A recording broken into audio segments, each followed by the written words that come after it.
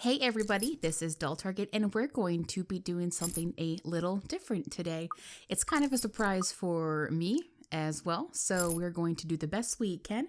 I was contacted by a member of YangYang Mobile, which is, they make games, surprise, surprise, and they wanted me to check out the demo for the game that they are currently working on. It is called The Letter. It is a visual novel, much like, Higurashi When They Cry that I played a few months ago. So I'm really excited. This is only 15 minutes.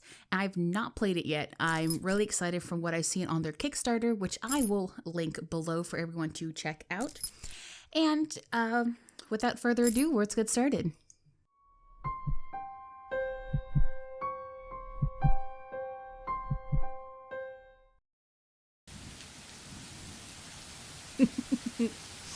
The Ermengarde Mansion.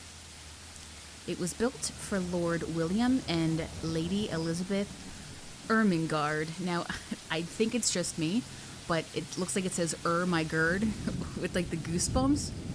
I can't tell if that's intentional or not. That's just something for me that takes a bit of the horror out of it and puts some bit more pop culture, not even pop culture, meme culture into it.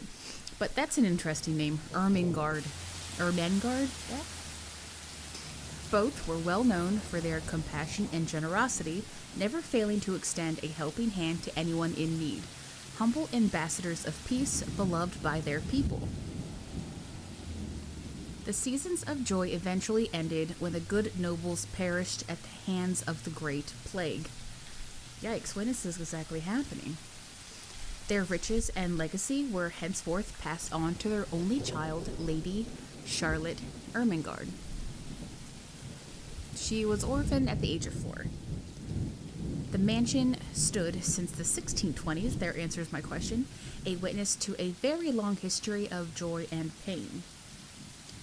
After the mysterious disappearance of Lady Charlotte, the great house was left abandoned. I don't know when Lady Charlotte went missing. And that is when it began.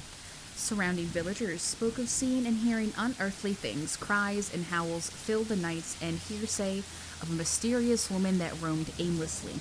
Now, that may or may not be Lady Charlotte, considering she's the one missing, but again, it doesn't say when she went missing. People who dared enter its halls were simply never heard from again. Yikes. Even after 400 years, these stories remain, much like the house itself. Whispers about the once great house, its legend, and its curse still fall upon the villagers' ears. However, Briar Realty Corporation is convinced that these stories are nothing more than a hoax. With little regard for the truth, the corporation decided to place the property on sale. Like Pandora's box, the secrets that lie inside wait to be discovered by brave souls. No matter what happens, take care not to be consumed by the curse. Ooh. Ooh. She looks dead. Good luck. Ooh. For once, that's not my own phone. Oh, okay. So I'm going to be still reading these characters' voices. In the video, they did have their own specific voices, but so far it looks like I'm going to be also just voicing what I read. From the video that is on their Kickstarter, there's about 6 characters and you get to play each of them. Right now we're going to be playing Isabella, who I believe works for the realty company. Hello, Isabella? Are you there? Where are you? Immediately, I recognized the anxious, jittery voice coming from the other end. Oh, hey, Rose. I'm assuming it's Saint. I'm at St. Goretti High. What's the matter? What do you mean, what's the matter? It's the mansion, silly. I'm here and you're late. Geez, we're on shift together. You promised. Oh my god. Don't tell me you forgot. You were planning on leaving me to check out this place on my own, weren't you? You chickened out. Calm down. You know I take my promises seriously. I'd like to believe that, so hurry up and get here. This place is huge, a bit too quiet since nobody's lived here for like forever, but beautiful nonetheless. Why are you so surprised? This isn't the first time you've been there. I know, I just wish I could live in a place like this. It really takes my breath away.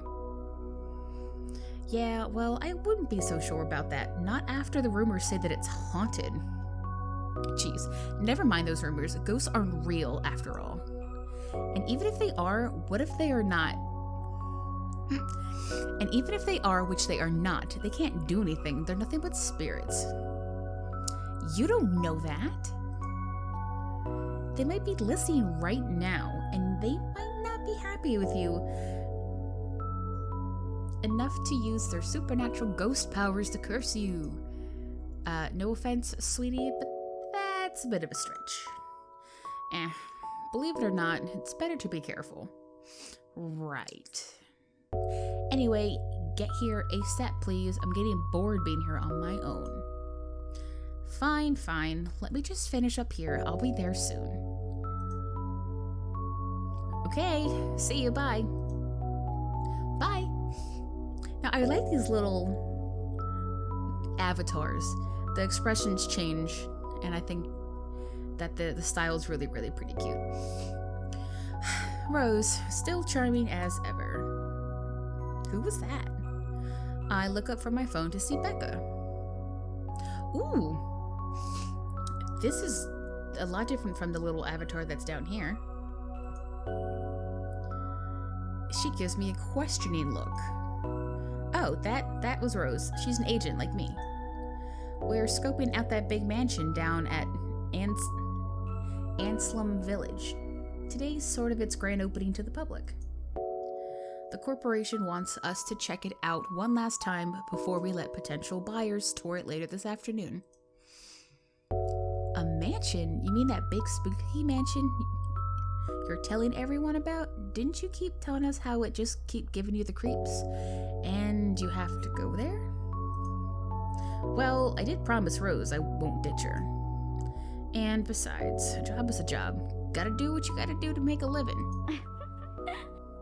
She snickers. What's so funny? Nothing, it's just I didn't expect you to say that. Coming from you, it sounds so out of character.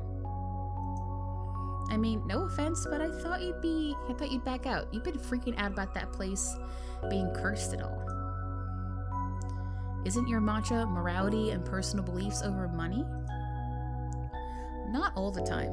Because of the rumors, Briar Realty is desperate to sell the lot, and the agent who lands the deal is going to get a big bonus. I could really use the extra moolah.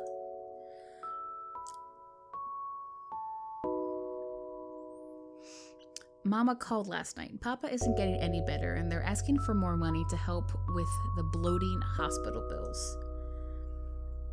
A sympathetic look crossed Becca's pale face. Yeah, she is pale. She's cute. I'm a little, not freaked, but the breathing. I'm looking at her boobs. Guilty. Life back home is tough, huh?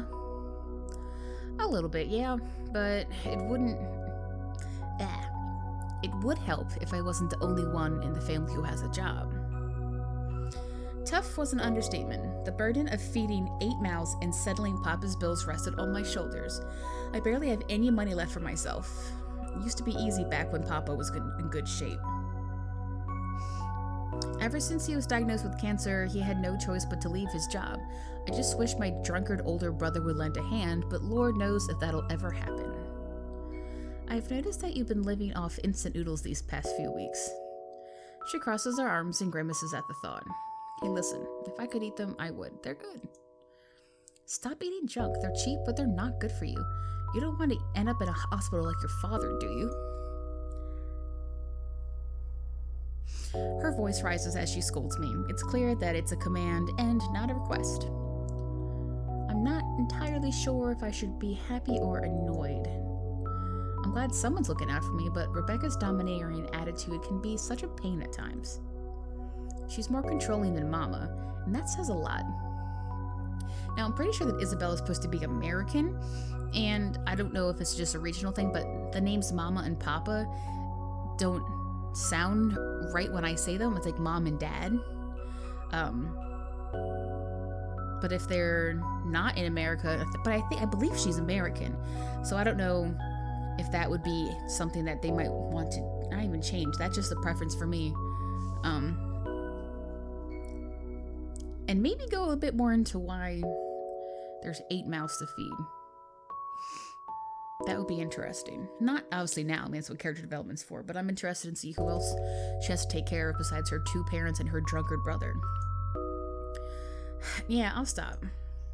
I grumbled, but she didn't seem to care much. She gives me a warm smile. Good. Look, if you need anything, tell me and I'll help in any way I can. You don't have to do this alone. Maybe I can lend you money and you can pay me back whenever. Thanks, Becca. I really appreciate it, but you know I'm not a fan of borrowing money. You and your pride, but suit yourself. The offer stays on the table, though. I nod in response. She takes a quick glance at the wall clock above the chalkboard. Well, enough chit-chat, lunch is ending, and my students will be back at any minute. We can catch up later. Good luck with your clients. She's a ghost. She disappeared. She turns to her desk, sloppily turning the pages of a rather thick textbook about Mesopotamia. I reckon she's trying to work out her lesson plan for the next week, but her eyes are distant and she doesn't seem too attentive on whatever's at the book. This is a grammar thing. I'm gonna be sending this hopefully back to them and see if this is just the demo, so this is just a spelling thing. It should be whatever's in the book, not whatever at the book. But again, it doesn't take away from anything. It just throws me off when I read it. It's obvious something else occupies her thoughts. You sure you can manage on your own, though? I mean, you're still a bit feverish. You shouldn't even be working right now. Okay, so Becca is sick. Oh, hush, dear. Don't you worry about me. I'll just drink some medicine and I'll be right as rain. I hesitate for a moment. Becca and I are neighbors. She was the first to welcome me when I moved to England, here to England a couple years ago. Okay, so they're in England. So she is American. So Mama and Papa is something that's more English, I suppose, as opposed to American. So maybe that's why she used it. Don't know why that bugs me so much. She's brazen, feisty, and always had many stories to tell about her students. Well, I'm doing her voice completely wrong. She's brazen and feisty. We quickly became friends, and with my family staying in the Philippines, she filled a void and became a sort of sister to me. Oh, okay, so I'm a total idiot. She's not the American. That's gonna be the dude. She's from the Philippines, so Mama Papa might be totally a thing. Bam.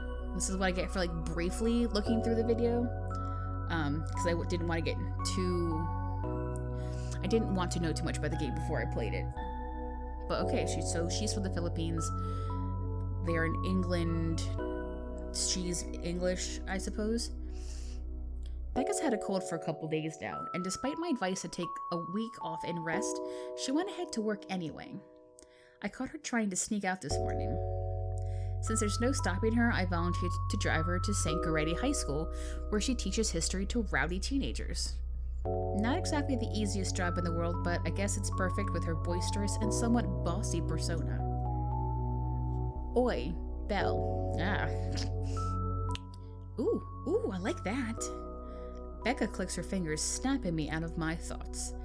Seriously, lady, I'll be fine. For now, just go to work and stop making that rose girl wait for you. I'll call you if I still feel bad, and you can come pick me up if it makes you feel any better. Capiche? She gives me a reassuring smile. I sigh, defeated. Alright, I'll see you later, okay? She nods. Of course. With a wave goodbye, I leave her alone to her classroom and her thoughts. And she's a ghost!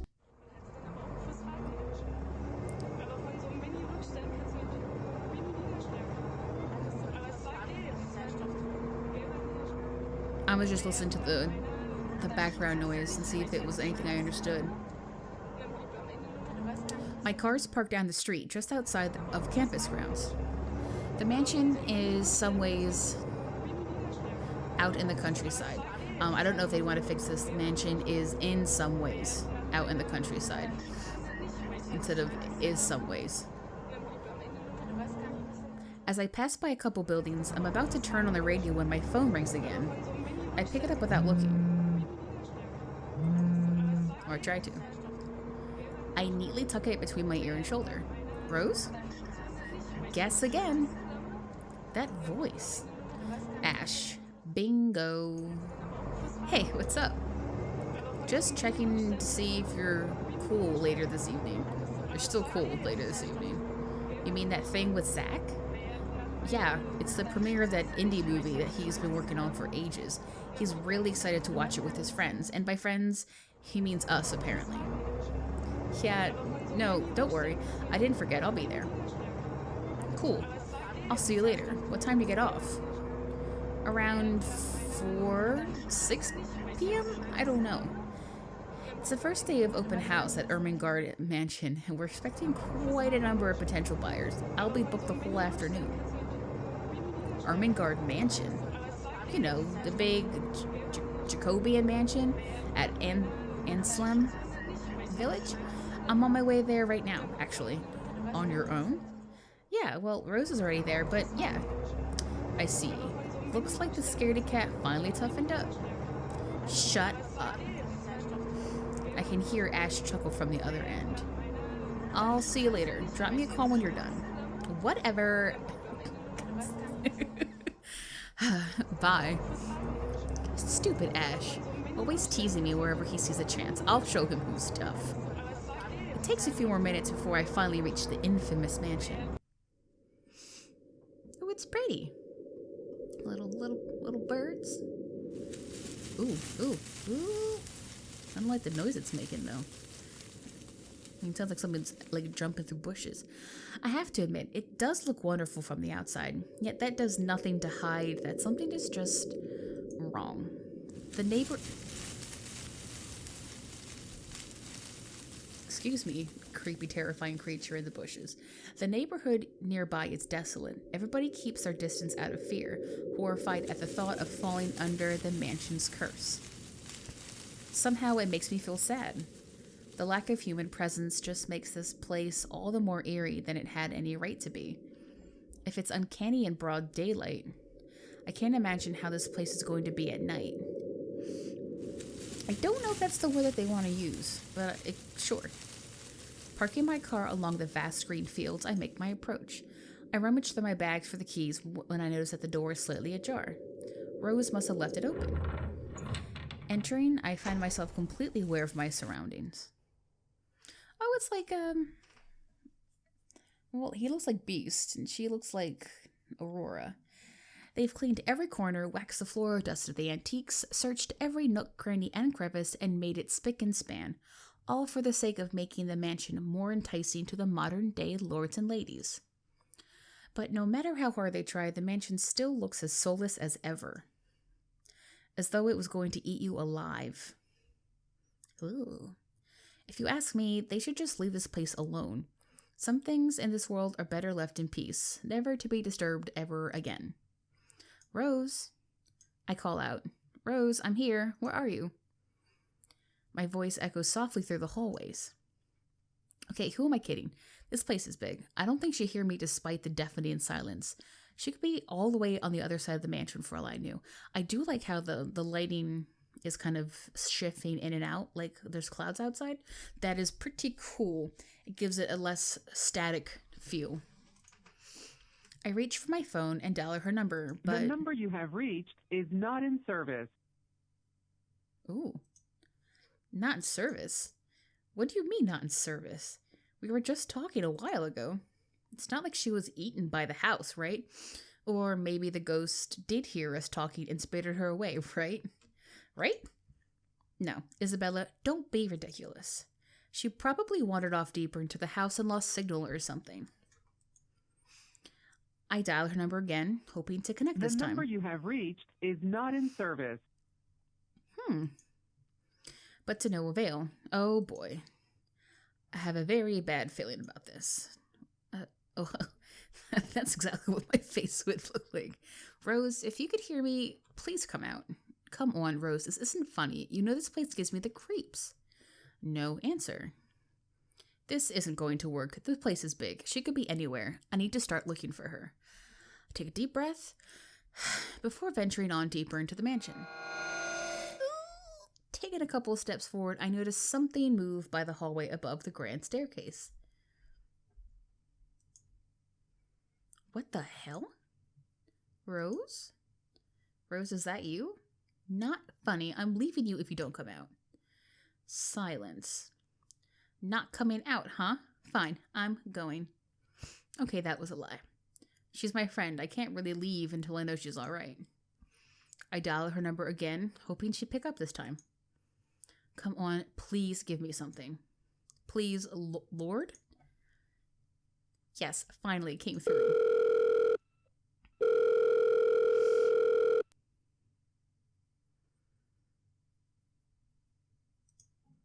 Hello? Hello? Rose, I'm here at the mansion. Where the hell are you? She didn't respond.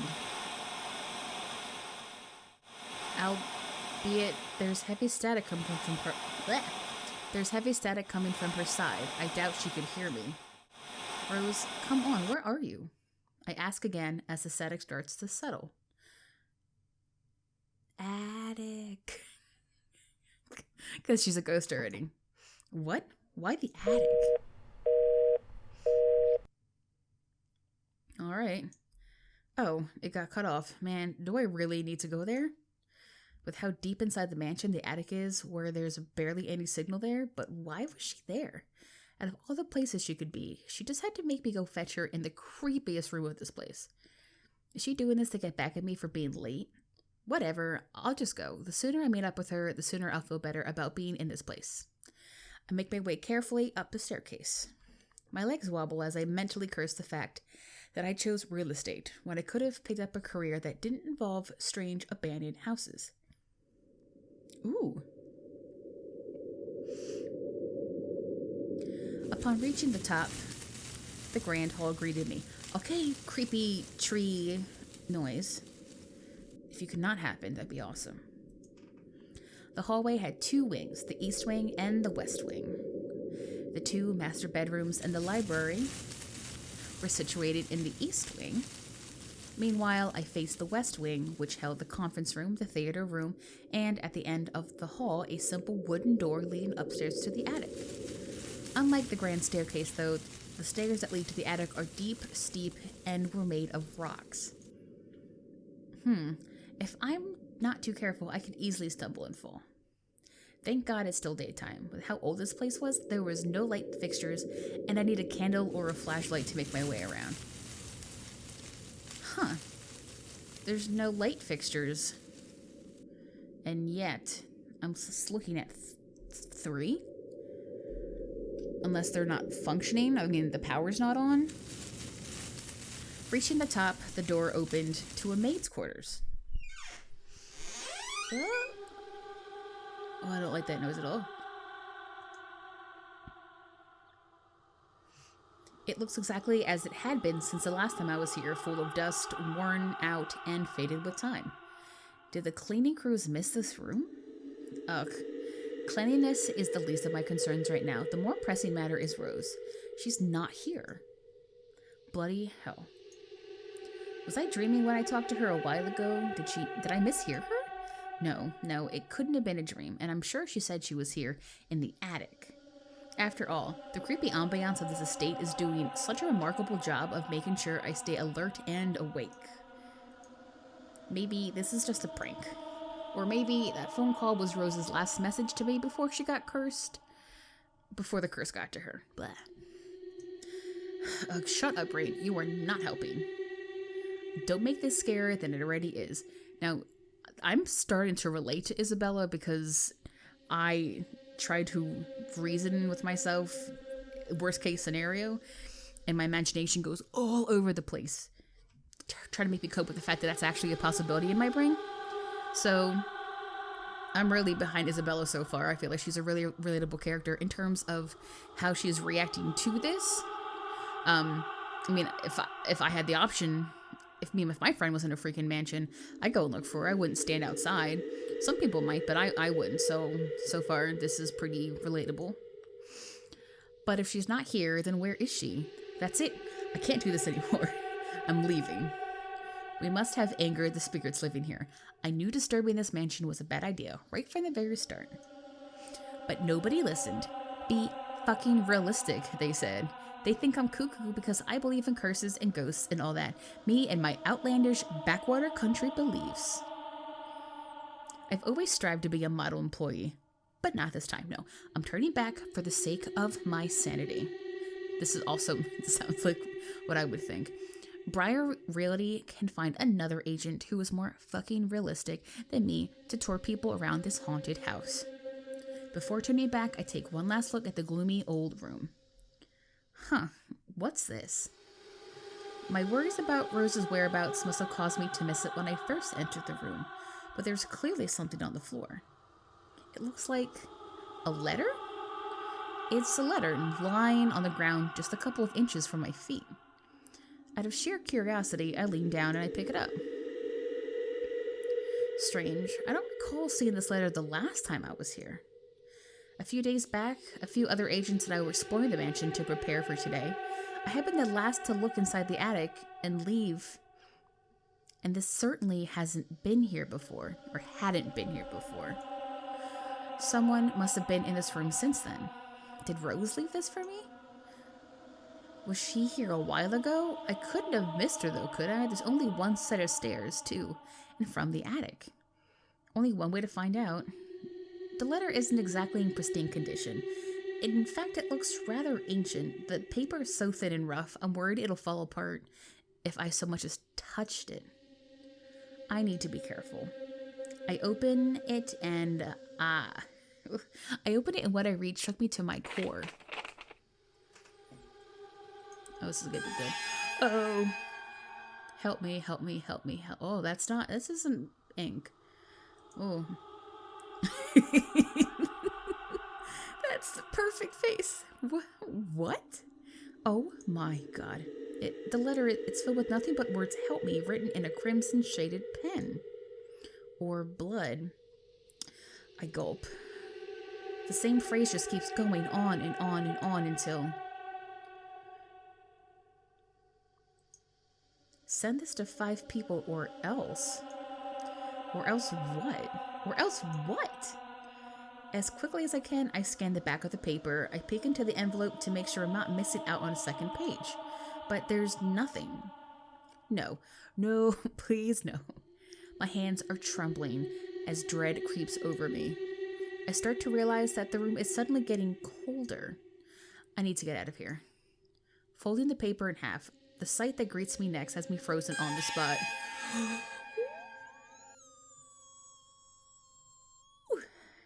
A pair of blood-soaked feet enters my field of vision, covered in gaping wounds with skin eaten away to reveal flesh, bone, and all manner of things one isn't meant to see. Nerves and veins are exposed in a grotesque display. A foot rested at a painfully odd angle, and all toenails seem to have fallen off, leaving only the decayed remains of infected nail beds in their wake. I can feel bile rising in my throat at the gory sight. It's too much. All of this is too much. I want to make a break for the door, run, scream, throw up anything, but my feet won't budge.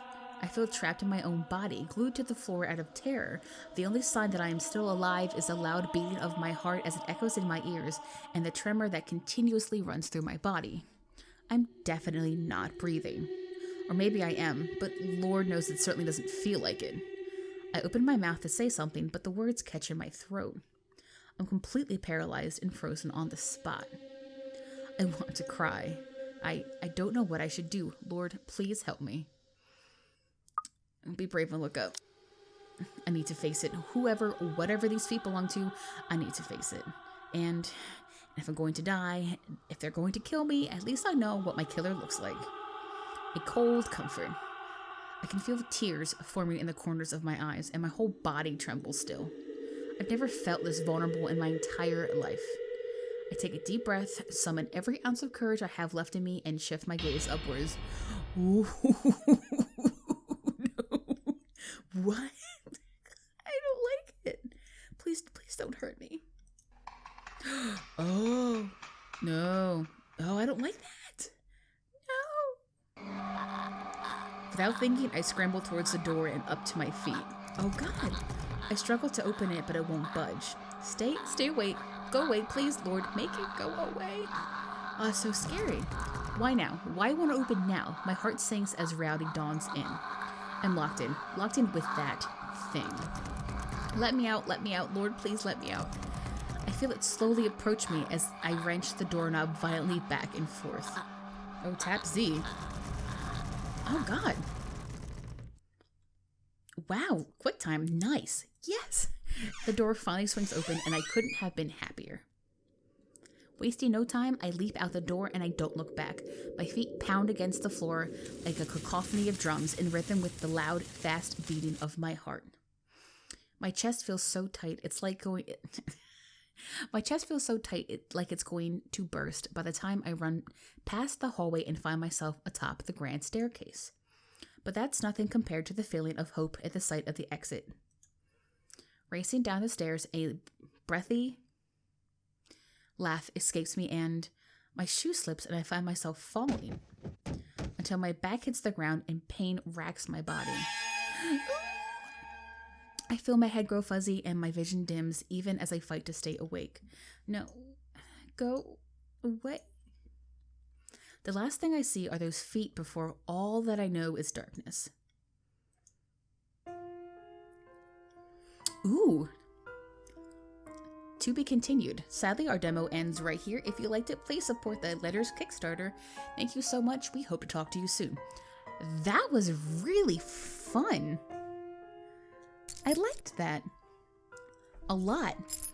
There were some grammatical errors, but again, that's not something that can't be fixed. I like the animation. I like the QuickTime event. I feel like that's something that I had not experienced before really in a visual novel. Not that I've played so many. But like I said before, Isabella seems to be a character pretty relatable to me as a person. We didn't really get to meet anyone else besides Becca, who is the teacher, and we spoke to Ash, who I believe is going to be someone that we can play later on, but for now we just played Isabella. So let me know what you guys thought of this. I know this is a longer video than I normally play, but I wanted to play the demo in one shot, because I didn't want to make this a two-parter to something that's only a demo. So thanks everyone for watching. Thanks for checking out the letter. And thanks YangYang Mobile for giving me the opportunity to play the demo and review it. So I will see you guys later. Bye.